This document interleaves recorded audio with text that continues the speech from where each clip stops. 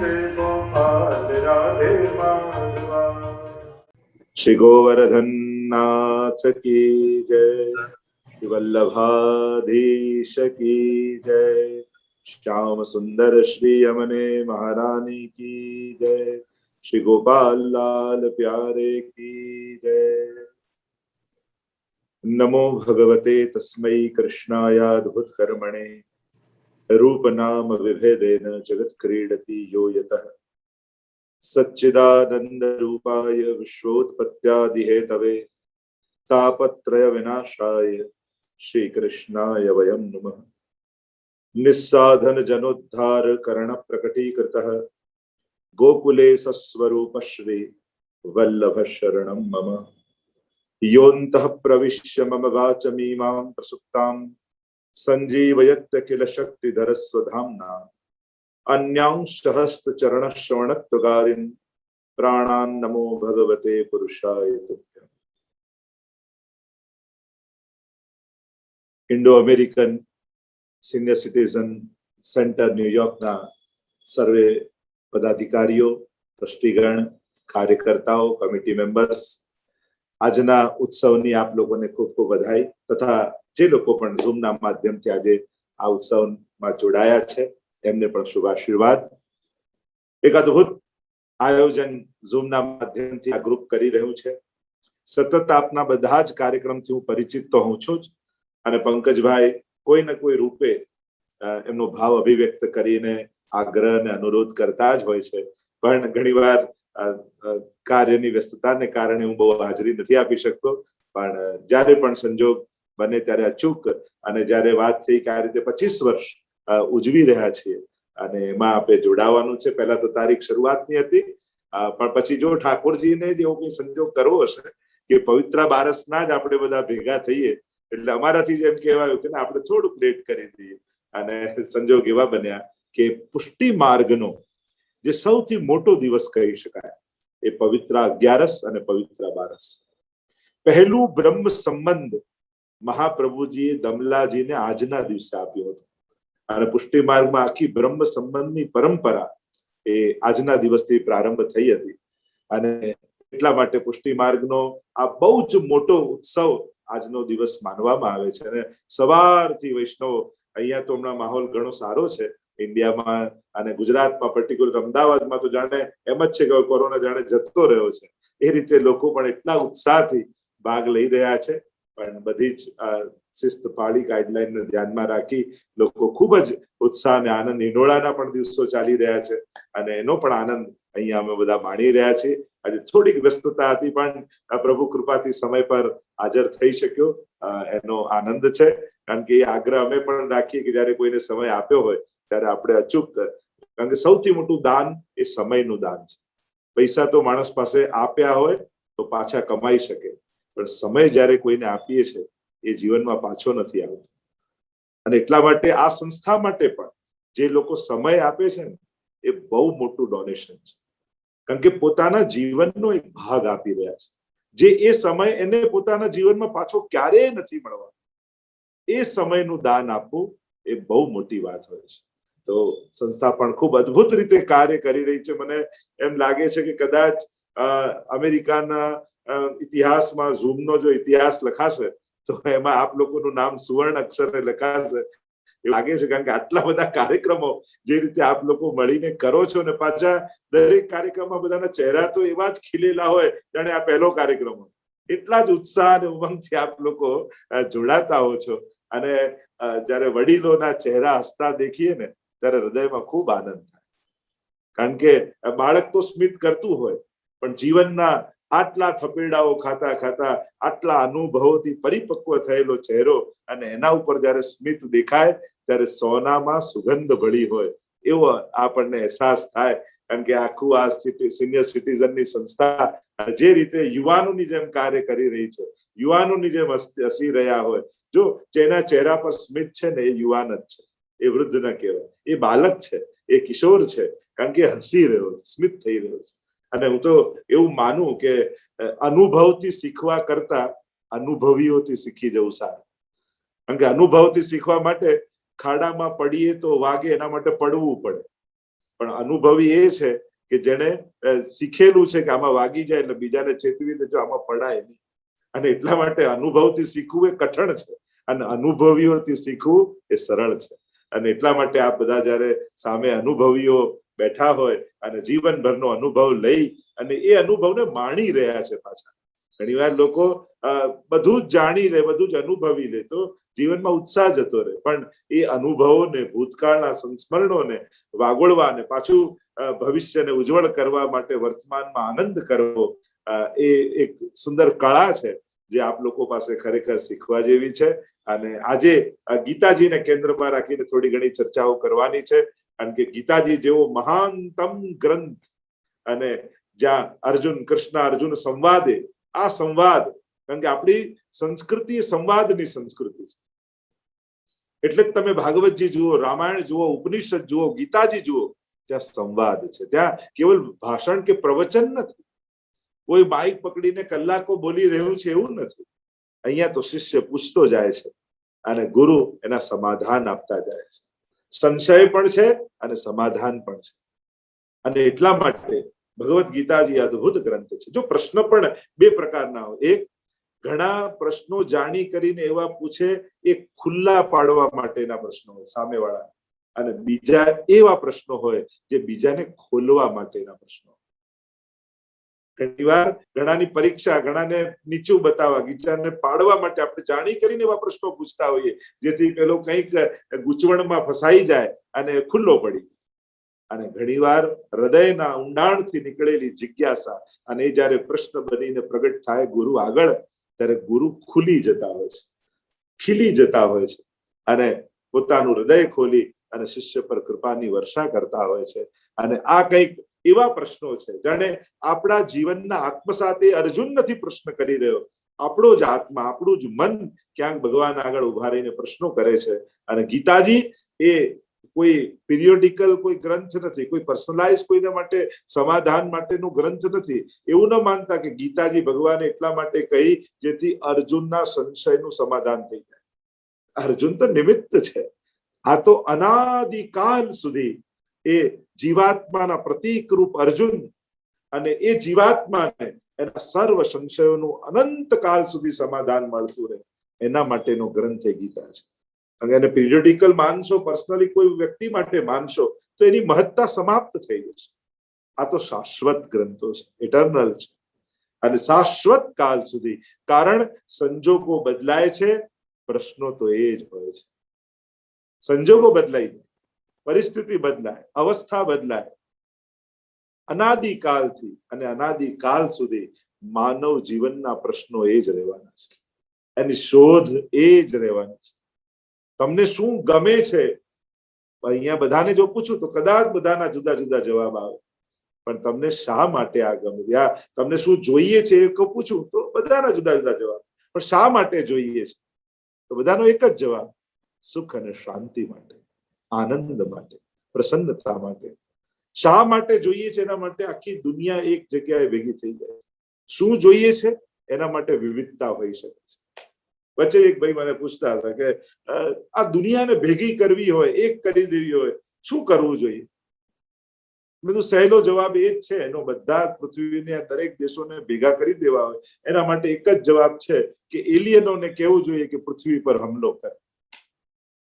જો બીજા ગ્રહવાસી પૃથ્વી પર હમલો કરે તો આખી દુનિયા ભેગી, કારણ કે આપણે પ્રેમથી એકઠા નથી થતા, ભયથી થઈ જઈએ. જો આપણા ઘરમાં ઝઘડો થતો હોય પણ પાડોશી બાજુ આવે ને તો ઘરના બધા ભેગા થઈ જાય. પાડોશી જોડે ઝઘડો થતો હોય પણ બાજુના એરિયા વાળા કોઈ હમલા કરવા આવે તો આખી સોસાયટી ભેગી થઈ જાય. એમ બીજા ગામ વાળા કોઈ આ ગામ પર હમલો કરે તો આખું ગામ ભેગું થઈ જાય. એમ બીજા દેશ વાળા આ દેશ પર હમલો કરે તો દેશ ભેગો થઈ જાય. મને લાગે પૃથ્વીને ભેગા કરવા માટે કોઈ બીજા ગ્રહ વાળાને કહેવું પડશે કે ક્યાંક કંઈક કરો તો આ બધા એકઠા થાય. ભય માણસને ભેગો કરી દે છે, પ્રેમ અને સૌહાર્દથી આપણે ભેગા નથી થઈ શકતા. તો આ જે ગીતાજીનો ગ્રંથ છે એ વિશ્વની શાંતિનો એક ઉપાય, એક મંત્ર એ છે. અને ગીતા એનું મૂળ નામ તો શ્રીમદ ભગવદ ગીતો ઉપનિષદ છે. એ ઉપનિષદોનો સાર છે, ઉપનિષદ છે. પણ સંસ્કૃતમાં ઉપનિષદ શબ્દ સ્ત્રીલિંગ છે અને એટલા માટે આપણે એને કહીએ શ્રીમદ ભગવદ ગીતા. સંસ્કૃત શબ્દમાં સંસ્કૃતમાં ઉપનિષદ સ્ત્રીલિંગમાં આવતો હોવાથી એને ગીતા કહેવાય છે. બાકી મૂળ એનું નામ તો શ્રીમદ ભગવદ ગીતા ઉપનિષદ છે. એમ જોવા જાવ તો મહાભારતનો એક ભાગ છે. અને એ ભાગમાં ગીતાજીને જો સમજવા હોય ને સંવાદ રૂપે એને જોવા હોય તો એની થોડી ઘણી ચર્ચાઓ અર્જુનના પ્રશ્નની સાથે આજના માનવી અને ભગવદ ગીતાજીના સાર રૂપ થોડી કંઈક ચર્ચા ગીતાજીને સમજવાનો પ્રયાસ કરીશું. કઈ રીતે અર્જુનના મનમાં શંકાઓ પેદા થાય છે. અને બહુ સહજ છે શંકાઓ, સંશયો, પ્રશ્નો એ જીવનનો એક ભાગ જ છે. જિજ્ઞાસા બહુ સહજ છે, હોવી જ જોઈએ, જાગવી જ જોઈએ. અને એ જેને ન જાગે તો બે જણને જાગે, કાં ન જાગે કારણ કે કોઈ મૂર્ખ હોય યા જેને સર્વજ્ઞ હોય, જેને બધું જ્ઞાન હોય. તો અર્જુનનો અર્થ થાય રુજુ.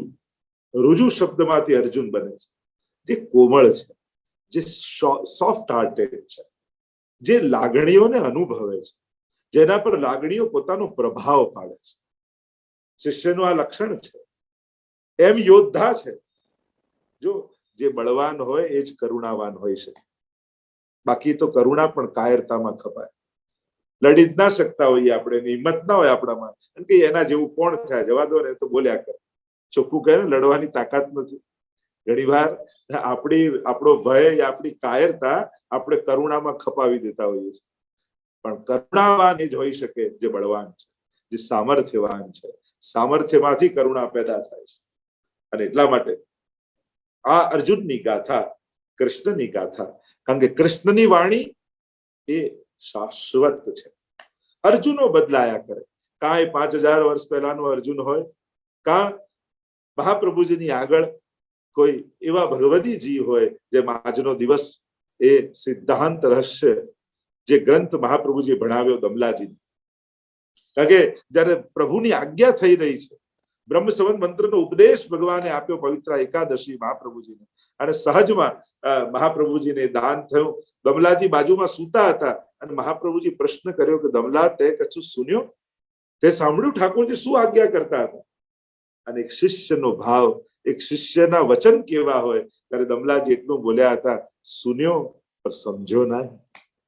સાંભળ્યું તો ખરા, પણ આપ કૃપા ન કરો ત્યાં સુધી ભગવદ વાણીને સમજી કેમ શકાય? આ શિષ્યનો વચન એટલે જ તો દમલાને પ્રથમ વૈષ્ણવ ગયા છે પુષ્ટિ માર્ગમાં. કારણ કે શિષ્ય સેવક કેવો હોય એનું એક સાક્ષાત પ્રમાણ તમને જોઈતું હોય તે દમલાજી છે. કે જો હું સમજી ગયો એવું કહી દઉં તો મહાપ્રભુજી જેવું જ્ઞાન થઈ જાય. આપ સમજાવો. ગુરુ એટલે તો પ્રભુને પણ ગીતાજીમાં અર્જુનનું સમાધાન કરવા માટે ગુરુ બનવું પડે છે. જ્યારે અર્જુને બે હાથ જોડીને વંદન કર્યા અને કહ્યું, શિષ્યસ્તેહમ સાધિ મામ ત્વામ પ્રપન્નમ, હું આપનો શિષ્ય થયો છું. અને પછી ભગવાન ગુરુ બનીને બોલ્યા છે. કૃષ્ણ અર્જુન સંવાદ જ, પણ સંવાદનું જો વર્ગીકરણ કરીએ તો 4 પ્રકારના સંવાદ આપણને મળે.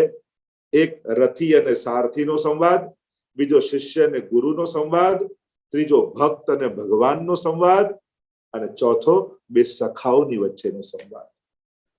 અને સંવાદના બધા જ પાસાઓ તમને ગીતાજીમાં મળશે. એમાં ઉપદેશ છે, આદેશ છે, સંદેશ છે, સલાહ છે, સૂચન છે, સંકેત છે.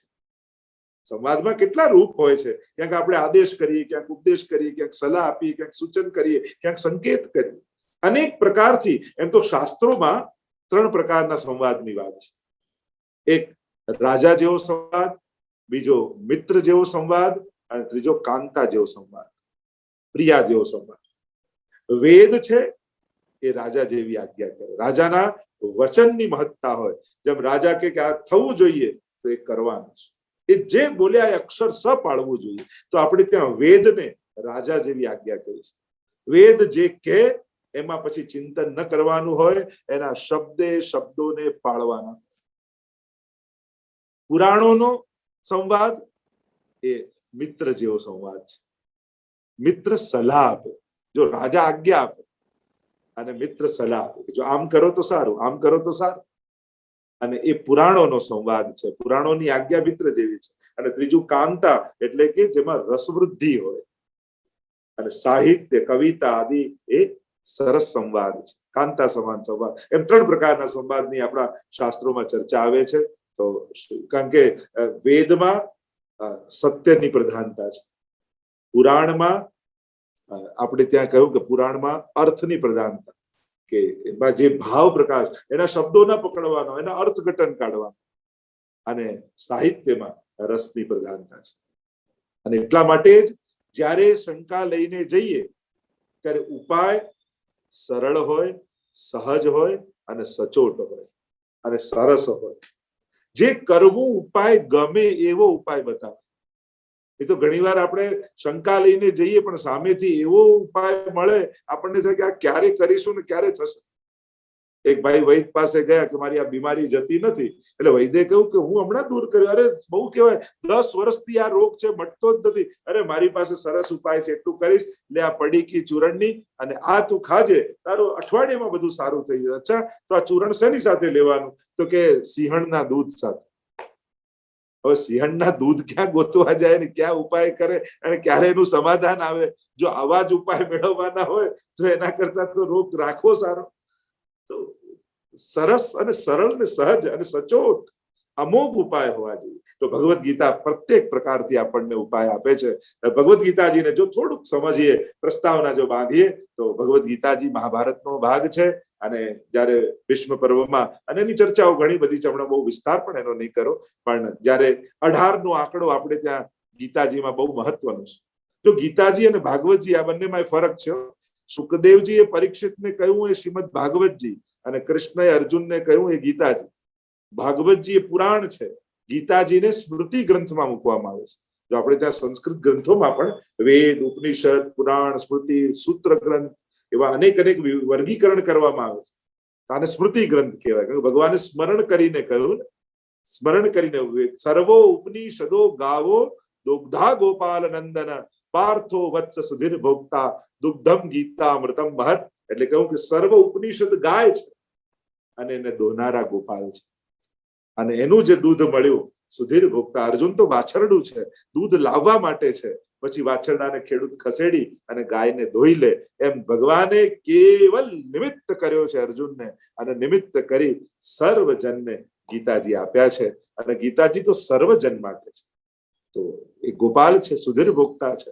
તો આમ ઉપનિષદોનો સાર એ શ્રીમદ ભગવદ ગીતા છે, એટલે સ્મૃતિ ગ્રંથ. અને ગીતાજીના અંતમાં પણ તમે જુઓ તો અર્જુન બે હાથ જોડી ત્યારે મોહનો નાશ થયો, ત્યારે અંતમાં એ જ કે નષ્ટો મોહ સ્મૃતિર્લબ્ધા તત્પ્રસાદાન મયાચ્યુત સ્થિતોસ્મિ ગત સંદેહ કરીષ્યે વચનમ તવ. મારો મોહ નાશ પામ્યો અને મને સુધી થઈ, મને સ્મરણ થઈ આવ્યું. સ્મૃતિ ગ્રંથ છે. જ્ઞાન તો હતું, પણ જ્યારે મોહના ઢાંકણમાં ઢંકાઈ ગયો અને ભગવાને ઢાંકણ ખોલી અને ફરી જ્ઞાનની પ્રાપ્તિ કરાવી. અને ઘણી બધી ચર્ચાઓ છે, ઉપનિષદોની સાથે સમાનતા છે. ગીતાજીમાં મૂળ રૂપે તો સંવાદ છે. 18 નો આંક વિશેષ રૂપે 18 દિવસ યુદ્ધ ચાલ્યું, 18 અધ્યાયની ભગવદ ગીતા, 18 અક્ષોહિણી સેના, મહાભારતના 18 પર્વો, એવું ઘણી બધી ચર્ચા. 18 નો આંક વિશેષ રૂપે ત્યાં ગીતાજીના ઉલ્લેખમાં ગણવામાં આવે છે. ગીતાજીમાં લગભગ ભગવાન 574 શ્લોક ભગવાન બોલે છે, 84 શ્લોક અર્જુન બોલે છે, 41 શ્લોક સંજય બોલે છે, અને 1 શ્લોક ધૃતરાષ્ટ્ર બોલે છે. આમ 700 શ્લોકોની ભગવદ ગીતા છે. અને એક શ્લોકો સ્વયં મહાપ્રભુજી પણ શ્રી કૃષ્ણ વાક્યાની વ્યાસ સૂત્રાણી ચૈવહી, ગીતાજીને પણ પ્રમાણ ગ્રંથ રૂપે પુષ્ટિ માર્ગમાં સ્વીકાર કરે છે. તો કહ્યું કે તો ગીતાજીને પ્રમાણ કરે છે તો પછી એના ઉપર ટીકા કેમ નહીં? ભાગવતજી પર તો લખી છે. મહાપ્રભુજી કહે ગીતાજી ઉપર કઈ લખવાની જરૂર જ નથી, એમાં તો ભગવાનના અક્ષરે અક્ષર પાડવાના જ, એમાં વિસ્તાર ન કરવાનો હોય. ભગવાનની વાણી જ પ્રમાણ છે, એને સમજાવવાની જરૂર નથી. જે ભગવદ આજ્ઞા છે એ અક્ષરશ જીવે પાડવી જોઈએ. પણ શાસ્ત્રાર્થ પ્રકરણ, ગીતાર્થ પ્રકરણ રૂપે મહાપ્રભુજી તત્વાદિક નિબંધમાં આપે છે. અદભુત સમજૂતી શ્રી મહાપ્રભુજીએ ગીતાજી અને ભાગવતજીનું દોહન કરીને જે 16 ગ્રંથ આપ્યા, એમાં પણ ગીતાજીનો સાર આપણને જોવા મળે છે. અને એટલા માટે ઘણી વાર વૈષ્ણવ આમ ગીતાજીથી દૂર રહેતા, આપણે તો ભાગવતજી, અરે ગીતાજીનો જ વિસ્તાર ભાગવતજી છે. એક વાક્યતા છે, વેદ, બ્રહ્મસૂત્ર, ભગવદ ગીતા કે ભાગવત, એક જ વાત વિસ્તાર રૂપે કહેવામાં આવી છે. એમાં ભેદ નહીં જોવો. ભેદ આપણી બુદ્ધિમાં હોય છે, શાસ્ત્રોમાં નથી હોતો. ગુરુના ચરણે બેસીને જ્યારે સમજીએ ત્યારે જ શાસ્ત્રોની સાચી સમજમાં આવે. કારણ કે ખોટી માહિતીથી અર્થઘટનો પણ ખોટા થતા હોય છે. અને એટલા માટે શાસ્ત્રોને પણ નવા પરિપ્રેક્ષમાં, જાણે ઘણા નવા લેખકો જ્યારે નવલકથાઓને લખતા હોય છે, આજે એનાથી પણ સાવધાન રહેવું પડે ઘણી વાર, કારણ નવલકથામાં એમની કલ્પનાઓ હોય છે, શાસ્ત્રોની કથાઓ નથી હોતી. એટલે ઘણી વાર લોકો એનાથી મૂંઝવાઈ જતા હોય કે આમ કે પણ એ તો નવલકથા છે. કોઈ રાધાજી પર લખે, કોઈ દ્રૌપદી પર લખે, કોઈ મહાભારત પર લખે, પણ નવલકથામાં કવિની કલ્પનાઓ હોય છે. મૂળ ધર્મ ગ્રંથોનું જ્યારે ગુરુ મુખે શ્રવણ કરીએ છીએ ત્યારે જ સાચા અર્થમાં ધર્મ આપણા જીવનમાં ઘટિત થતો હોય છે. અને એટલા માટે શાસ્ત્રોના સાચા અર્થો સમજવા જરૂરી છે. આજે જ્યારે ગીતાજીને સાર રૂપે આપણે સમજવા બેઠા છીએ, ચર્ચા કરવા બેઠા છીએ, ત્યારે ગીતાજીની શરૂઆત જ ધૃતરાષ્ટ્રથી થાય છે. એમ કહેવાય કે ક્યાંક મહાભારતના મૂળમાં ધૃતરાષ્ટ્રનો મોહ રહેલો છે. સૌથી અધર્મમાં ધૃતરાષ્ટ્રને મૂકવામાં આવે છે, અને ધૃતરાષ્ટ્ર પોતે અંધ છે, પણ આખી જગતને દ્રષ્ટિ આપે એવા ગ્રંથની શરૂઆત એ અંધ વ્યક્તિના બોલવાથી થઈ રહી છે. પૂર્વમાં પણ મહાભારતના યુદ્ધ પહેલા પણ, હજી શરૂ નતું થયું એના પહેલા પણ ઓફર આવી હતી. એમને કહ્યું હતું કે તો તમને દ્રષ્ટિ આપીએ તો તમને યુદ્ધ દેખાય. અને ધૃતરાષ્ટ્રે ઠુકરાવી દીધી કે ના, મારે યુદ્ધ જોવું નથી. કારણ ક્યાંક ધૃતરાષ્ટ્રને મનમાં તો એમ જ હતું કે જીતશે તો કૌરવ જ ને. ભીષ્મજી જ્યાં હોય, કૃપાચાર્ય હોય, દ્રોણાચાર્ય હોય, આવા યોદ્ધાઓ જે અમર પટ્ટો લખાવીને લાવ્યા છે. આપણે ત્યાં ચિરંજીવીઓમાં આ બધાના નામ આવે છે. અશ્વત્થામા, બલિર્વ્યાસો, હનુમાચ, વિભીષણ, કૃપા પરશુ, રામશ્ચ, સપ્તૈતે ચિરજીવીન. અશ્વત્થામા, કૃપાચાર્ય, દ્રોણાચાર્ય, ભીષ્મજી, ઈચ્છા મૃત્યુનું વરદાન, આવા યોદ્ધા જે ચિરંજીવીઓ છે, એ જેના પક્ષમાં હોય એને કોણ હરાવી છે? અને એટલા માટે નિશ્ચિંત હતા ધૃતરાષ્ટ્ર. એમ થયું કે જીતવાના તો કૌરવ જ છે, મારે જોવું નથી. પણ જ્યારે 9મા દિવસે ભીષ્મજી બાણ સૈયા ઉપર પડ્યા, અને ભીષ્મજી બાણ સૈયા પર પડ્યા એટલે હવે મન ચકડોળે ચડ્યું ધૃતરાષ્ટ્ર કે હવે સંભાવનાઓ કંઈક ડગી છે. જે ઈચ્છા મૃત્યુનું વરદાન જેને કોઈ મારી ન શકે એની આ દશા, તો જે મરી શકે એની તો શું દશા થવાની? ઈચ્છા મૃત્યુનું વરદાન જેને છે, જો એ છે ને, પ્રભુ આપણા પક્ષે કે છે કે નહીં એ ચેક જીવનમાં કરતા રહે. સંખ્યા યા ટોળું કે સામર્થ્ય કેવલ એને જોઈને નિર્ણયો નહીં લેવા. દુર્યોધન તો માંગવા ગયા હતા, એમ તો સારું તું અમને સેના મળી, હવે ભગવાનની સેના ભગવાનની સામે લડાવવાની, અને સેના પામીને ખુશ થયો. ભૂલી ગયો યત્ર યોગેશ્વર કૃષ્ણ યત્ર પાર્થો ધનુર્ધર તત્ર શ્રી વિજયો ભૂતિર ધ્રુવા નીતિર્મતિર મમ. વિજય ક્યાં હોય છે? જ્યાં કૃષ્ણ હોય છે. એટલે આપણા પક્ષે ભગવાન રહે એવી આશા રાખીએ છીએ, પણ આપણે ભગવાન, જો ઘણી વાર લોકો એમ થાય મેં તો કાંઈ ખોટું નતું કર્યું, હું તો ખાલી આની જોડે જ હતો. અરે મહાભારતમાં એવું થયું, ભીષ્મજી શું ખોટું કર્યું છે? દ્રોણાચાર્ય શું ખોટું કર્યું છે? કૃપાચાર્ય શું ખોટું કર્યું છે? ભૂલ એક જ થઈ, ખોટાનો પક્ષ લીધો છે, ખોટાના પક્ષે જઈને ઉભા રહ્યા છે. અને એ ભૂલ જ્યારે, કારણ કે જ્યારે ખોટાના પક્ષે પણ ઉભા રહો છો તો પણ ક્યાંક આપણું અહિત આપણે નોતરી લેતા હોઈએ છીએ. ભગવાનથી વિરોધમાં જ્યારે હોઈએ છીએ ત્યારે પછી આપણને બચાવનારું કોઈ નથી રહેતું. વિચાર કરજો. હું તો કહું, આપણે આપણી જાતને પૂછીએ, આપણી જાતને બચાવનારું કોણ? આપણી રક્ષા આપણે કોની પાસે ઈચ્છે છે? અને એટલા માટે જીવનમાં કોઈ પાઠ કરજો, કોઈ મંત્ર રાખજો, કોઈ સ્વરૂપ રાખજો, કોઈ ગ્રંથ રાખજો કે જે આપણી જાતની રક્ષા કરી શકે. આજના સમયમાં આપણી આત્મા આપણને નહીં રોકે ને તો બીજું કોઈ રોકનારું નથી. એટલે જ આ પાઠશાળાઓ ને યુથ ગ્રુપ આ બધું કેમ ચલાવીએ છીએ? કારણ કે જયારે સંસ્કાર વાવી દઈએ ને, આજે તકલીફ શું છે, માણસને પોતાને કઈ ખબર નથી ને બીજાને પૂછવું નથી. બીજાને પૂછતા અહમ ગવાય છે, અને પોતે એમ માને છે ખાલી ગૂગલમાં સર્ચ કરીને પોતાને વિદ્વાન માનતો હોય ને તો એનાથી મૂર્ખ માણસ બીજો કોઈ નથી. અનુભવ વગરની મળેલી માહિતીઓ પણ ઘણીવાર ખતરનાક થઈ જાય છે. અત્યારે નોલેજ મળે છે, પણ એ બધું જ નોલેજ ડાયરેક્ટ આવવાથી અનુભવના અભાવ વગર એ ઘણીવાર હાનિકારક થઈ જાય છે. કારણ કે અનુભવજન્ય જ્ઞાન નથી, એ કેવલ સુવિધાજન્ય જ્ઞાન છે. જ્ઞાન મેળવવાની સુવિધાઓ મળી ગઈ છે, જ્ઞાન પ્રાપ્તિ નથી. અને એટલા માટે એમાં પણ સજાગ તો જે વાત કરી રહ્યા છે, આપણે તો ગીતાજીના સાર રૂપમાં પ્રવેશ કરવાનો છે. અને ત્યાં ધૃતરાષ્ટ્રના મુખમાંથી ભગવાન ગીતાજીનો પ્રારંભ કરાવે છે કે ધર્મ ક્ષેત્રે કુરુક્ષેત્રે સમવેત્તા યુયુત્સવ મામકાહ પાંડવાશ્ચૈવ કિમ અકુર્વત સંજય. કહેવાય છે કે આ પહેલા જ શ્લોકમાં મહાભારતના યુદ્ધનું બીજ છે. ત્યાં જયારે ભીષ્મજી પડ્યા ને પછી જયારે ધૃતરાષ્ટ્ર ગભરાયો ને પછી સંજયને બોલાવ્યો ને કહ્યું કે શું કરી રહ્યા છે. એટલે ગીતાજી એ લાઈવ ટેલિકાસ્ટ નથી. 9 દિવસનું યુદ્ધ થઈ ગયા પછી સંજયને બોલાવ્યો છે અને પછી શું થયું હતું એ ત્યાંથી શરૂઆત કથાની થઈ છે. એટલે લાઈવ ટેલિકાસ્ટ નથી, તો રિપીટ ટેલિકાસ્ટ થઈ ગયું છે, એપિસોડ જતો રહ્યો છે. આપણે પણ રિપીટ ટેલિકાસ્ટ જોતા હોઈએ ને એવું. 9 દિવસના યુદ્ધ થયા પછી બોલાયા છે. અને બંને વક્તાઓ સારથી છે ગીતાજી. 2 વક્તા છે, એક કૃષ્ણ અર્જુનની આગળ કહે છે અને બીજા સંજય ધૃતરાષ્ટ્રની આગળ કહે છે. સંજય પણ સારથી છે અને ભગવાન પણ સારથી છે, બંને સારથી. પણ એકે ઉપદેશ રૂપે સાંભળી અને બીજાએ સમાચાર રૂપે ગીતાજી સાંભળી. આપણને થાય કે જો ગીતાજી ધૃતરાષ્ટ્રને પણ અર્જુને કહ્યું હોય સંજયે, તો જે અસર અર્જુન પર થવી જોઈએ એ જ અસર ધૃતરાષ્ટ્ર પર ના થવી જોઈએ. ગીતાજી તો એ જ છે ને. પણ ધૃતરાષ્ટ્રને ગીતા ઉપદેશ સાંભળવામાં રસ નથી, એને તો સમાચાર સાંભળો કે ત્યાં શું ચાલી રહ્યું છે, શું થઈ રહ્યું છે. એટલે ગીતાજી પણ એને છાપાની જેમ વાંચી. આપણે ન્યૂઝપેપર વાંચીએ ને, સમાચારની જેમ સાંભળી અને ન્યૂઝપેપર વાંચી પછી મૂકી દઈએ. અને બીજા દિવસે ગયા દિવસનું ન્યૂઝપેપર વાંચવું આપણને ગમતું નથી, બિલકુલ રસ નથી આવતો. તુરંત ડેટ જોઈને આપણે કે આ શું વાંચવાનું, આ તો પૂરું થયું. એમ એને તો ગીતાજી સમાચારની જેમ સાંભળ્યું, પણ અર્જુને ઉપદેશની જેમ લીધું છે. અને એટલા માટે મોહ બંનેને છે. ભયંકર મોહ ધૃતરાષ્ટ્રની અંદર છે, એ પણ મારું તારું કરે છે.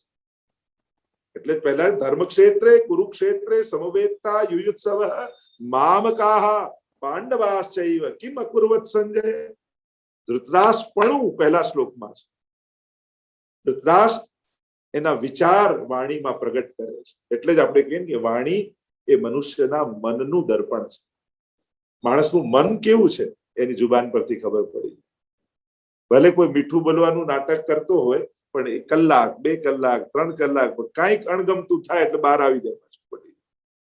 એટલે વાણી એ મનનું દર્પણ છે કે મન પ્રગટ થઈ જાય છે. આપણે ત્યાં એવું કથા સ્ટોરી કહેતા, નાનપણમાં એવું કહેતા કે એક રાજા, એનો પ્રધાન અને સિપાહી ત્રણે નીકળ્યા કે શિકાર કરવા, અને રસ્તો ભૂલી ગયા અને એકબીજાથી ખોવાઈ ગયા. અને એક અંધ ઋષિ બેઠા હતા, તપ કરતા હતા. એટલામાં પેલો સિપાહી આવીને પૂછે છે, એ મહાત્મા, ત્યાંથી કોઈ જતા જોયા છે? ક્યાં જમણી બાજુ કોઈ ગયું છે? એટલામાં પ્રધાનનો દીકરો આવ્યો, એને પૂછ્યું, મહારાજ અહીંયાથી કોઈ જતા આપે જોયા છે? ક્યાં ડાબી બાજુ ગયા છે. એટલામાં રાજા આવ્યો, પ્રણામ કર્યા, વંદન કર્યા, આપને કષ્ટ આપું છું, આપ ભક્તિ કરી રહ્યા છો, ઉચિત નથી મારા માટે, પણ મને ક્ષમા કરજો, પણ અમે ખોવાઈ ગયા છે, જાણવા માંગીએ. ત્યારે કહ્યું, હા મહારાજ, આપનો પ્રધાન જમણી બાજુ ગયો છે, સિપાહી ડાબી બાજુ ગયો. પૂછ્યું, અરે તમને કઈ, તમે તો અંધ છો, તમને કઈ રીતે ખબર પડી? કે તમારા ત્રણેયની ભાષા અને જુબાન પરથી ખબર પડી ગઈ કોણ સિપાહી હતો, કોઈ પ્રધાન હતો, કોણ રાજા હતો. અને એટલા માટે જીવનમાં રાજા બનીને જીવવું, વૈષ્ણવ બનીને રહેવું. કારણ કે વૈષ્ણવ એ કેવલ કંઠી નહીં, એના વાણી, વ્યવહાર, વિચાર, આ વૈચારિક વૈષ્ણવતા હૃદયમાં નહીં આવે ત્યાં સુધી વ્યવહારિક વૈષ્ણવતા પણ પ્રગટ નહીં થાય. વૈષ્ણવ બનીને વિચારતા નહીં થાવ ત્યાં સુધી વૈષ્ણવ રૂપી કર્મ તમે નહીં કરી શકો. એટલે વૈચારિક વૈષ્ણવતા ધારણ કરવી એ બહુ મહત્વનું છે, જે ગીતાજીનો ચર્ચા કરી રહ્યા છે. તો ધૃતરાષ્ટ્ર પણ મોહમાં છે, અર્જુન પણ મોહમાં છે, અને આજનો સકલ જીવ મોહમાં છે. મારું તારું કોના મનમાં નથી? હું તો હંમેશા એ જ કહું, મારું તારું છોડી સારું કરવાનો વિચાર રાખવો જોઈએ. ન મારું ન તારું, આપણે બંને મળીને સારું શું કરી શકીએ, એ વિચારધારા, એ સમાધાન ગીતાજી આપણને આપે છે. તો આ મારા તારાની ભાવના, અને અર્જુનના મનમાં એ છે. તમે અર્જુનના જયારે ક્વેશ્ચન જુઓ છો, પ્રશ્ન પ્રથમ અધ્યાય અર્જુન વિષાદ યોગ પહેલો જ અધ્યાયનું નામ એ છે. અને જયારે જયારે એ કથા આપ બધા જાણો છો એટલે હું બહુ ઊંડાણમાં નથી જતો. સેનયોર ઉભયોર મધ્યે રથમ સ્થાપય મેચ્યુતા, બંને સેનાઓની મધ્યમાં મારો રથ ઉભો રાખો. અને આ પ્રભુ પણ એટલા હોશિયાર, ઈચ્છે તો દુશાસનની સામે અને દુર્યોધનની સામે રાખત તો લડવાની વધારે ઈચ્છા થઈ જાત અર્જુનને. જાણી કરીને ભીષ્મજી, કૃપાચાર્ય, દ્રોણાચાર્ય એમની સામે લાવીને રથ મૂકી દીધો. અને કાંટો કાઢવો છે ને મોનો, પછી લડાવવો છે. લડાઈને જીતાડવો છે પણ મારવાનું પાપ ન લાગે એ રીતે લડાવવું છે. અને સ્વજનોને જોઈને એવો મોહિત થયો અર્જુન, આમને મારવાના, જેના ખોળામાં રમીને મોટો થયો છું, જેમણે મને બોલતા શીખવાડ્યા, હાથમાં ધનુષ પકડતા શીખવાડ્યા, એવા મહાપુરુષો, એવા વડીલોને મારો. અને અહીંયાથી મોહની શરૂઆત થાય છે. અને મોહ બંનેના મનમાં છે. થોડી વાર તો અર્જુનના લોજિક સાંભળો તો તમને એમ લાગે જાણે ધૃતરાષ્ટ્ર બોલતો હું. ધૃતરાષ્ટ્રનો જે મોહ છે, અહીંયા મારું તારું જે કરે છે, મામ કાહા પાંડવાશ્ચૈવ કિમ અકુર્વત સંજય. ધર્મક્ષેત્રે વા કુરુક્ષેત્રમાં યુદ્ધની ઈચ્છા વાળા આ યુયુત્સુઓ, યોદ્ધાઓ શું કરી રહ્યા છે? મારા અને પાંડુ પુત્રો શું કરી રહ્યા હતા? આજે પહેલો શ્લોક બોલ્યા છે ધૃતરાષ્ટ્ર. અને તમે અર્જુનને જુઓ તો અર્જુનના મનમાં પણ વિદ્વાન છે ને અર્જુન, એટલે વિદ્વાનો પાસે લોજિક બહુ. પોતાના કમીઓને, પોતાના દુર્ગુણોને, પોતાના અભાવોને છુપાવવાની યુક્તિઓ એમને બહુ સારી રીતે આવડતી. એટલે કે ઘણી વાર તો એટલું સારી બુદ્ધિ તીવ્ર હોય એમની કે પોતાને પણ છેતરતા હોય તો પોતાને ખબર ન પડે.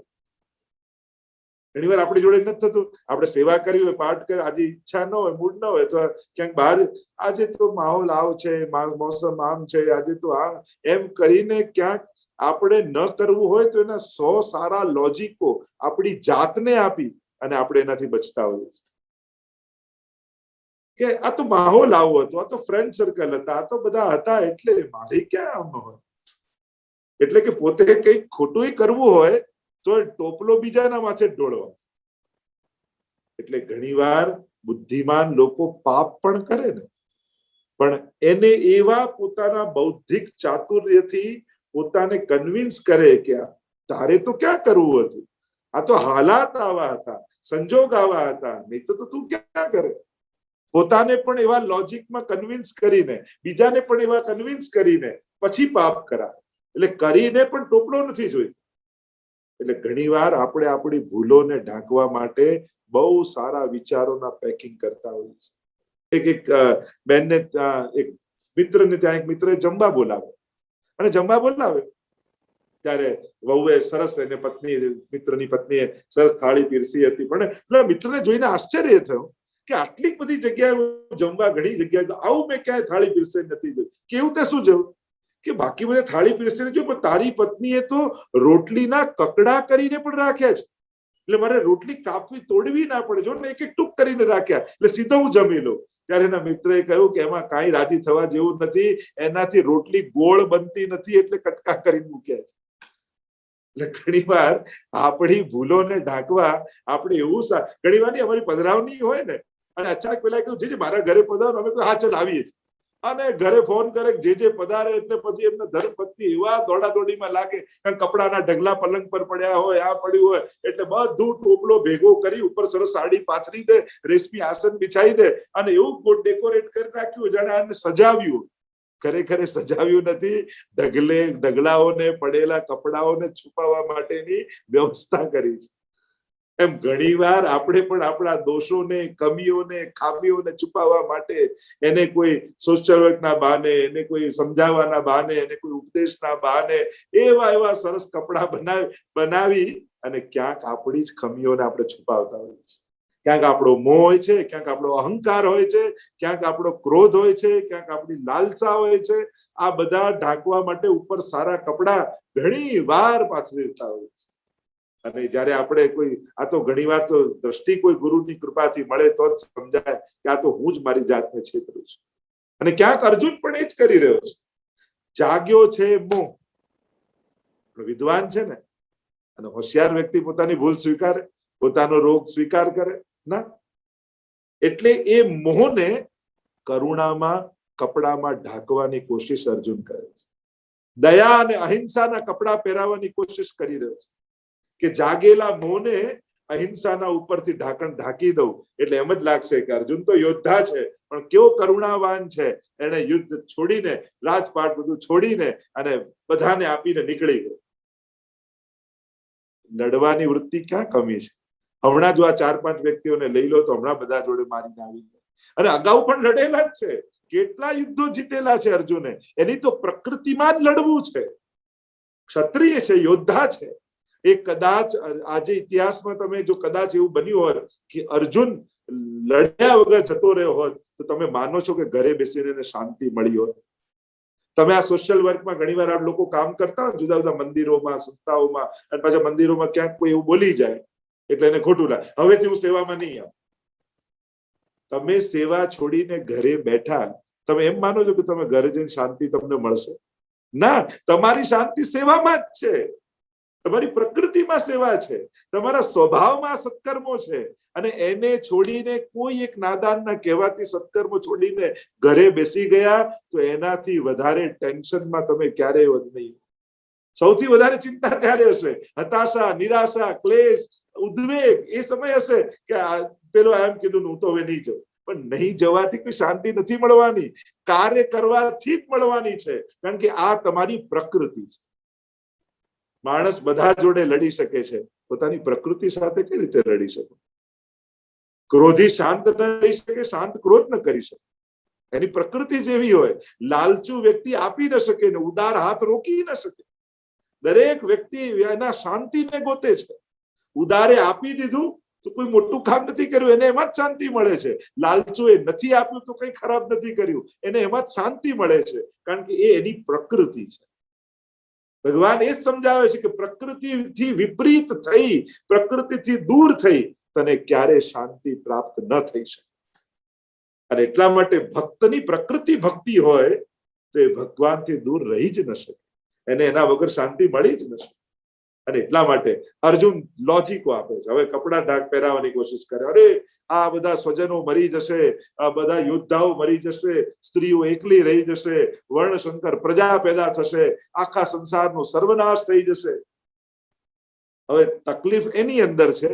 અને પર્સનલ પ્રોબ્લેમને, વ્યક્તિગત પ્રોબ્લેમને સમષ્ટિગત બનાવવાની કોશિશ કરે છે. એટલે ભગવાનને એ રીતે કન્વિન્સ કરવા માંગે છે કે મારા નહીં લડવાથી આખી દુનિયા, આખો સંસાર બધો સ્વસ્થ રહેશે, સારું રહેશે, એટલે મને જવા દો. પણ એને ખબર નથી કે સામે કેવો ડોક્ટર ઉભો છે. જો આ બધા પ્રોબ્લેમ ઘણીવાર આપણા જીવનમાં આવે. વ્યક્તિગત પ્રોબ્લેમ એ ક્યાંક અહંકારનો હોય, ક્યાંક લોભનો હોય, ક્યાંક ક્રોધનો હોય. એ આપણો પ્રોબ્લેમ છે. અને એની પાછળ આપણને એમ થાય કે બધા સુધરી જાય, બધાએ સારા થઈ જવું, એટલે કે બધા અનુકૂળ મળે તો જ હું સત્કર્મ કરું, તો જ હું સેવા કરું. જો આવું વિચારશો તો ક્યારેય તમે સેવા નથી કરી શકવાના. એ પ્રભુની સેવા હોય, સમાજની સેવા હોય, સંસ્થાની સેવા હોય. અનુકૂળ લોકોને ગોતતા રહેશો તો એકલા રહેશો. પણ પ્રતિકૂળની સાથે મિક્સ થતા, મેલ કરતા શીખી જશો, કાર્ય તરફ ધ્યાન આપશો તો ઘણા કાર્યો જીવનમાં કરી શકશો. કોઈને સુધારીને પછી સારું કરવું તો વર્ષો વીતી જાય. પણ ખરાબ વ્યક્તિ પાસે પણ સારું કઈ રીતે કરાવી લે એ કળા હોવી જોઈએ લીડરમાં. તો અહીંયા અર્જુનની જે મોહની સ્થિતિ છે, અને એ રીતે ધૃતરાષ્ટ્રની મોહની સ્થિતિ છે.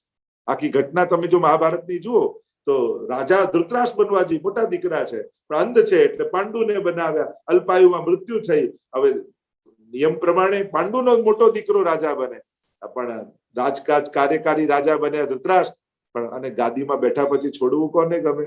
એને એમ થાય કે હવે મારો જ દીકરો, પણ ચલો હું અંધ છું પણ દુર્યોધનમાં તો બધા લક્ષણ છે ને રાજા, એને મળવું જોઈએ. પણ હવે કાયદાકીય રીતે ને નિયમ પ્રમાણે યુધિષ્ઠિર રાજા બનવા જોઈએ. અને અહીંથી મહાભારતની શરૂઆત થાય છે. ઘણા બોલ્યા એટલે મહાભારત થઈ, અને જેને બોલવું જોઈતું હતું એ ન બોલ્યા એટલે પણ મહાભારત થઈ.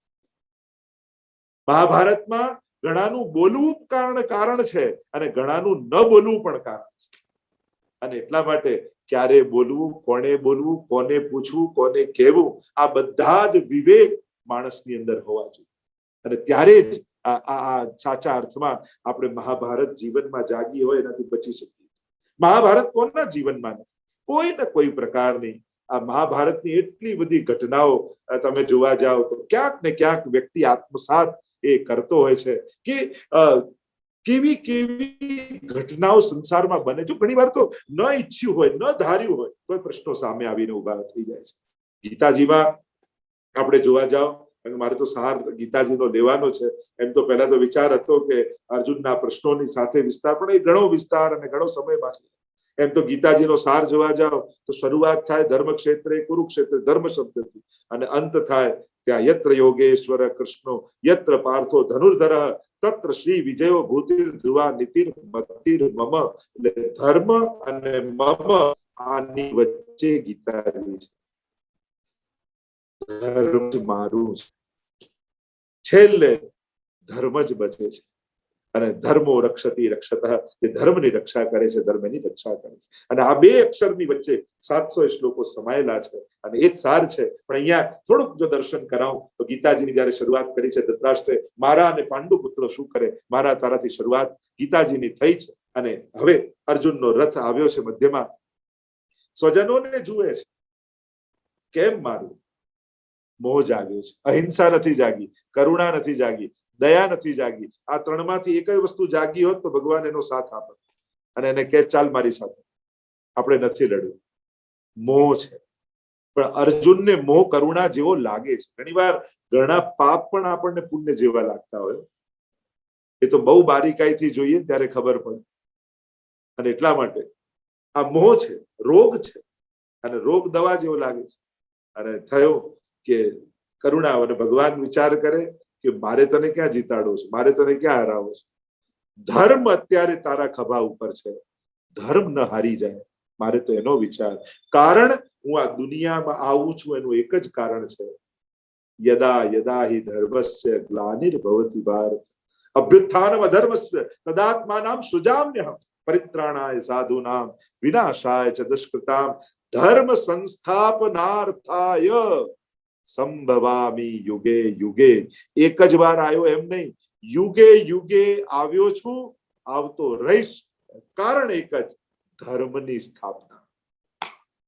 અને અહીંયા ભગવાનના આવવા ઉપર ચેલેન્જ થઈ રહ્યું છે. જો અર્જુન જતો રહે તો અધર્મની સ્થાપના થઈ જાય અને પ્રભુનું આવવું નકામું થઈ જાય, આખો અવતાર નકામો થાય જો અધર્મની સ્થાપના થઈ જાય. એટલે અર્જુન એમ સમજે કે મને જીતાડવા માટે ભગવાન મારી સાથે છે. ના, ભગવાન તો ધર્મને જીતાડવા માટે અર્જુનની સાથે છે. કારણ કે ધર્મના પક્ષે આ લોકો છે. એટલા માટે જો અધર્મના પક્ષે અર્જુન ઉભો હોત તો ભગવાન એની સાથ ના આપે. તમે આખી કૃષ્ણ ચરિત્રને તમે જોઈ લો, ભલે કેટલો નિકટનો સગો કેમ ન, સગો મામો કેમ ન, પણ જો અધર્મના પક્ષે હોય તો ભગવાન તો વિરોધ કરે છે, વધ કરે છે. અને ધર્મના પક્ષે જે પણ ઉભા છે એ ગરીબમાં ગરીબ, નિષ્કંચનમાં નિષ્કંચન હોય તો ભગવાન એની પાસે જઈને ઉભા રહે છે. અને એટલા માટે ભગવાન વિચાર કરે ને ત્યારે અર્જુનના મોહ ભગવાન સાંભળે રાખે. અર્જુન બોલતો જાય છે. પહેલા અધ્યાયમાં અર્જુન વિષાદ યોગ તમે વાંચો તો અર્જુન બોલતો જાય. પ્રભુ મૌન રહીને સાંભળે છે. જો કોઈના સાંભળવા માટે પણ ધૈર્ય જોઈએ. કોઈને શિખામણ આપતા પહેલા એને પૂરેપૂરો સાંભળજો ખરા, તો જ એને તમારી શિખામણ ગમશે, તો જ તમારી સલાહ એને ગમશે. આપણી તકલીફ શું થાય છે, બે શબ્દ બોલે હજી તો પૂરું કરે ન કરે એ પહેલા તો 4-5 શિખામણો એવી આપી દઈએ, હજી ને ખાલી તો થવા. સામે વાળાના બુદ્ધિમાં પોતાના વિચારો ભરવા પહેલા એને ખાલી થવા, હળવો થવા. ભગવાન સાંભળે છે. અર્જુન બોલતો જાય અને બોલી લીધું. હવે ભગવાનનો વારો આવે છે. એને થયું કે પ્રભુ પણ બહુ કરુણાવાન છે, સાંભળ્યું છે, જોયું છે, એટલે પ્રભુ પણ ગળગળા થઈ ગયા છે. અરે આખી સંસારની કેવી અવ્યવસ્થા થઈ જશે જો આપણે આમને મારીશું, આવા વડીલોને મરાય. એટલે એને થયું કે પ્રભુ પણ હમણાં મારો સાથ આવે. પ્રભુ તો જે જવાબ આપ્યો કે જાણે સાદી ભાષામાં કહું તો ભગવાન ગાળ બોલ્યા, ક્લૈબ્યમ માસ્મ ગમપાર્થ નૈતત્વ યુગપદ્યતે. અરે તું આવું નપુસકની જેમ વાત કરે છે, અને એ પણ વાત કરવાની આ કોઈ જગ્યા છે? શું તને ખબર નહોતી કોની સાથે લડવાનું છે અને શા માટે લડવાનું છે? કોની સાથે ગૌણ છે પણ શેના માટે લડવાનું છે મુખ્ય છે. આ આખા જે ભેગા થયા છે એ કોઈ સ્વજનોને મારવા માટે ભેગા નથી થયા. ધર્મ અને અધર્મનું યુદ્ધ થઈ રહ્યું છે. ધર્મને પરાસ્ત કરવો આ સંસારના સ્વાસ્થ્ય માટે જરૂરી છે. અને જે લોકો અધર્મના પક્ષે ઉભા હોય એનો નાશ થાય તો જ ધર્મની સંસ્થાપના થાય. અર્જુન, ત્યાં ભગવાન બહુ સુંદર વચનો કહે છે. અશોચ્યાનન્દ શોચસ્ત્વમ પ્રજ્ઞાવાલાંશ ભાસસે ગતાસુ ન ગતાસુશ્ચ નાનું શોચંતી પંડિત. અર્જુન, તું ન શોક કરવાની વસ્તુનો શોક કરે છે. તો ન શોક કરવાની વસ્તુ શું છે? તું એમ માને છે કે તું મારીશ તો જ આ મરશે, અને તું એમ માને છે કે તું નહીં મારે તો આ બચી જશે. તું જીવાડનારો ને તું મારનારો છે. અર્જુન, નથી તું કોઈને જીવાડનારો, નથી તું કોઈ મારનારો. મેં નક્કી કર્યું હશે કે આ મરશે તો એને દુનિયાની કોઈ તાકાત જીવાડી નહીં શકે. ભલે ને એને અમૃત પીધું હોય, ભલે ને ઈચ્છા મૃત્યુના વરદાન પામ્યો હોય, ભલે ને ચિરંજીવીનો આશીર્વાદ પામ્યો હોય, પણ મેં વિચાર્યું છે એનો નાશ નિશ્ચિત છે. અને મેં વિચાર્યું છે કે આને કોઈ મારશે નહીં, એને કોઈ અડી શકે એમ નથી. અને એટલા માટે અર્જુન, તું ન શોક કરવાની. આના દેહ તો પડવાના જ છે. જાત સહી ધ્રુવો મૃત્યુ. જન્મ લીધું છે એનું મૃત્યુ નિશ્ચિત છે. જો મૃત્યુના કારણો બદલાય કે આને એક્સિડન્ટ થયો, આને રોગ થયો, આને આ થયો, પણ મૃત્યુનું એક જ કારણ છે દુનિયા, અને એ છે જન્મ. જેણે જન્મ લીધો છે એનું મૃત્યુ નિશ્ચિત જ છે. મૃત્યુનું એક જ કારણ એ લીધેલો જન્મ.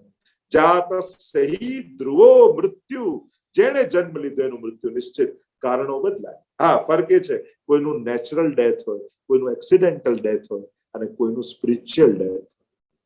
હવે જોવા જાવ તો ઘણા અકસ્માતમાં ગયા, ઘણા કુદરતી રીતે ગયા, પણ પરીક્ષિત મહારાજ સ્પિરિચ્યુઅલી ડેથ.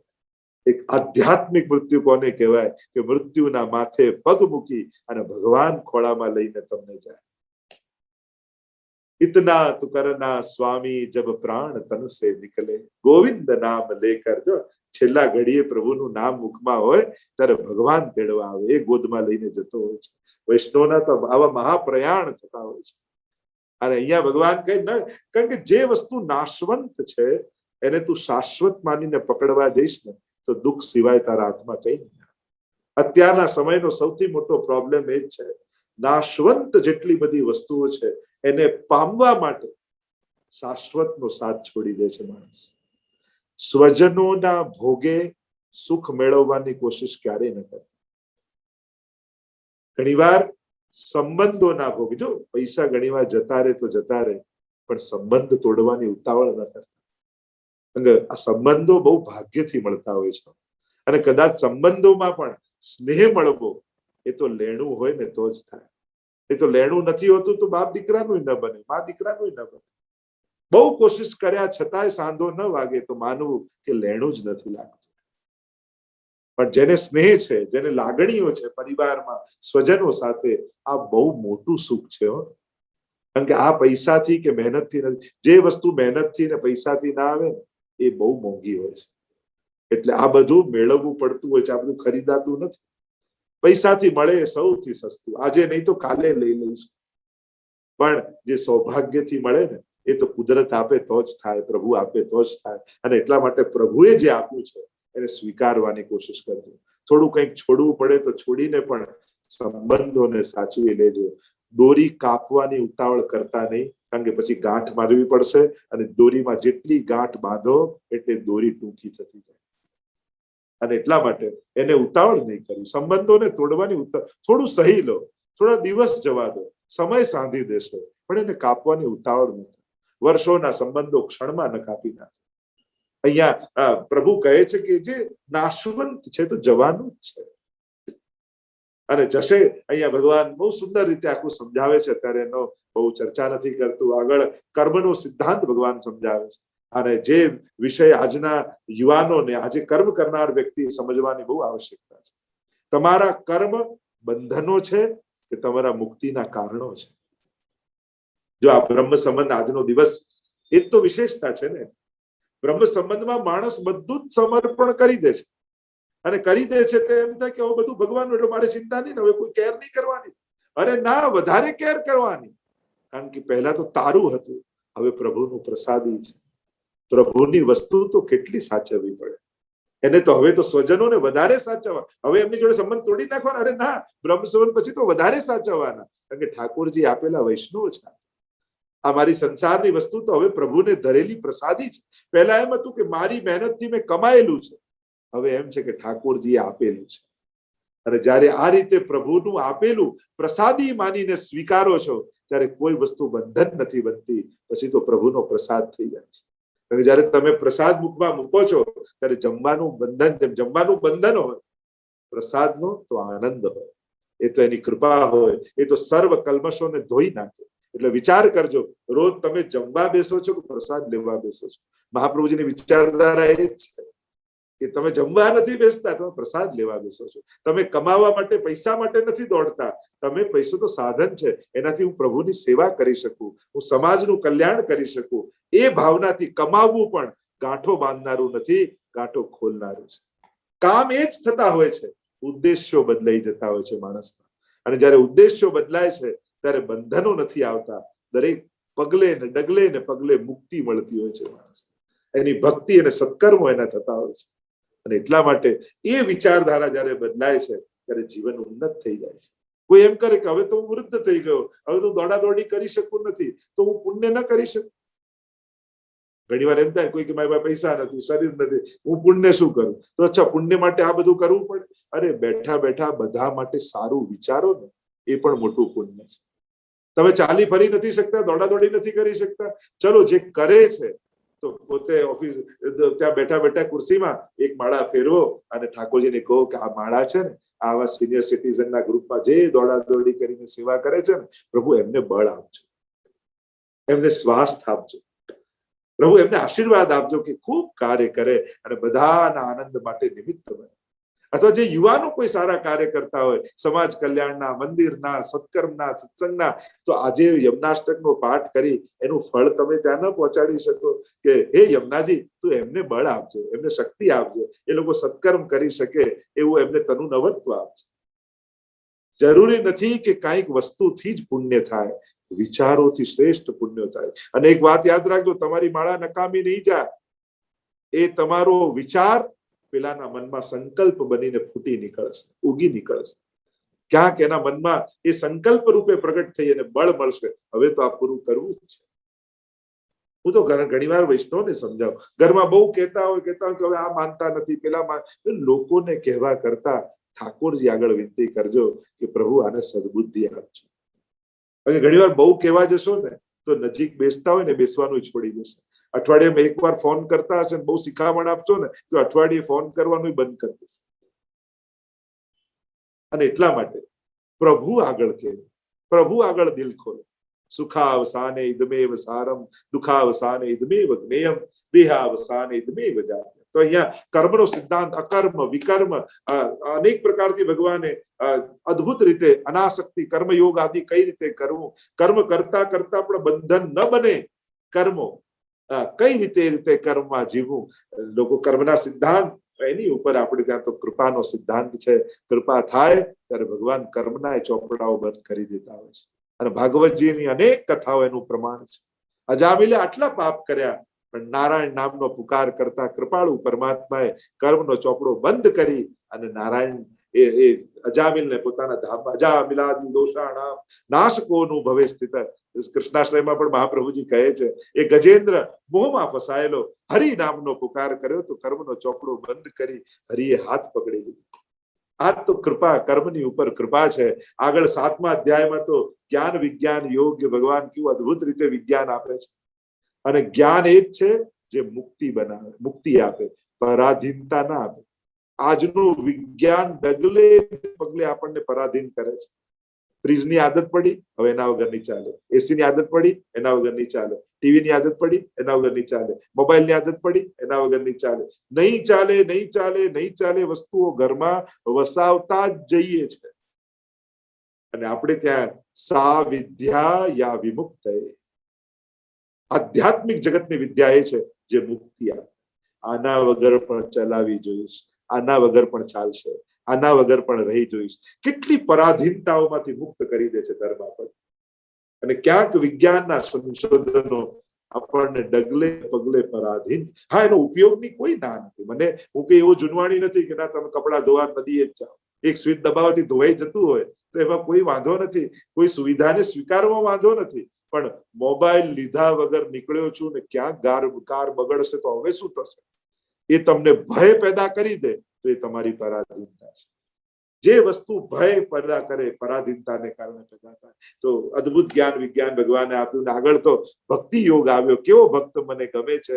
અને સંતુષ્ટ સતતમ યોગી યતાત્મા દ્રઢ નિશ્ચય મય અર્પિતો મનોબુદ્ધિ યો ભક્ત સમય પ્રિય. ભગવાન એક એક ભક્તના લિસ્ટ બતાવે છે. કેવી ભક્ત અને કેવો ભક્ત મને ગમે છે. અને એવો ભક્ત નમે ભક્ત પ્રણશ્યતિ. આવા ભક્તનો નાશ નથી થવાનો. આપણે ભગવાન મેળવવાની મહેનત કરવાની જ નહીં, આપણે બધાએ તો ભક્ત બનવાની મહેનત કરવાની. કારણ કે જે દિવસે ભક્ત બની જશો એ તમને ગોતતો ગોતતો તમારા ઘરે આવી જશે. પણ ભગવાનને ગોતવા નીકળશો ને તો એ ક્યાંય નહીં મળે. આપણે ક્યાંય દેખાતો તો છે નહીં. ભક્ત બનીને જુઓ, એ તો કણકણમાં છે. એ તો દરેક જગ્યાએ ઉભો છે. બધે જ મને રોજ મળે છે એવો અહેસાસ થશે. દરેક વખતે મારી જોડે હોય છે એવો ભાવ આવશે. ભક્ત બનશો. અને એટલા માટે દ્રષ્ટિકોણ બદલી નાખો. ભગવાન મેળવવા કઈ નહીં કરવાનું, ભક્ત બનવા માટે જ બધું કરવાનું. જે દિવસે આપણે ભક્ત બની, ભક્ત એટલે કેવી ઊંચાઈ. એક માનવ જીવન સોળે કળાએ ખીલે ત્યારે વૈષ્ણવતામાં પરિણમતો, ત્યારે એ ભક્તપણામાં પરિણમતો હોય છે. અને એ આપણી સિદ્ધિ છે. ભક્ત બનવું એ સિદ્ધિ છે. જેમ યોગ માર્ગમાં યોગી બનવું એ સિદ્ધિ છે, એમ ભક્તિ માર્ગમાં ભક્ત બનવું એ સિદ્ધિ છે. જયારે ભક્ત બનીએ છીએ આપણે. અને આગળ પુરુષોત્તમ યોગ ઊર્ધ્વ મૂલ મદશાખા અશ્વત્થમ પ્રાહુરભ્યમ છંદાંસી યસ્ય પરણાનીય સ્તંભેદ સવેદવિદ. ઊર્ધ્વ મૂળ, સંસારનું મૂળ ઊર્ધ્વ. આપણે પૂછે તમારા બાપુજી કોણ, પછી એના બાપુજી કોણ, પછી એના બાપુજી કોણ. કેવા આપણા મૂળ ઉપર જતા જાય. હા, તો છે એક સપ્તર્ષિ સુધી પહોંચી જાવ. એમ પૂછે કે તમારું ગોત્ર કયું છે, તો કે સપ્તર્ષિમાંના કયા ઋષિ છે. અને ઋષિઓ પણ ભગવાનના અંશમાંથી પ્રગટ થયા છે. અને અમૃતસ્ય આપણે એના બીજમાંથી છે. અમૃતનું આપણે અવતાર છીએ. ભગવદ ગીતા ભગવાન અને સર્વ ઉપનિષદ વેદ આપણને સમજાવે છે. તો મૂળ જેના ઉપર છે અને શાખાઓ સંસાર રૂપે ફેલાયેલી છે. અને ત્યાં નિર્માન મોહા જીત સંગ દોષા અધ્યાત્મ નિત્યા વિનિવૃત્ત કામા દ્વંદ્વૈર વિમુક્તા સુખ દુઃખ સંગૈ ગચ્છન્ત મૂઢા પદમંગ્ય.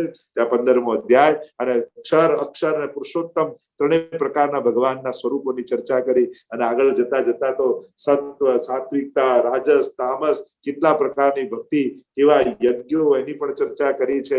દૈવ આસુર સંપત્તિની ચર્ચાઓ આવે છે. અને આમ કરતા કરતા ત્યારે ભગવાન કહે છે કે અર્જુન, તું એમ માને છે તારે અંદર પાપ છે, તું કરનારો છું, તને પાપ લાગશે. સર્વ ધર્માન પરિત્યજ્ય મામ એકમ શરણમ વ્રજ અહમ ત્વામ સર્વ પાપેભ્યો મોક્ષયિષ્યામિ મા શુચ. તું મારી શરણમાં આવી જા.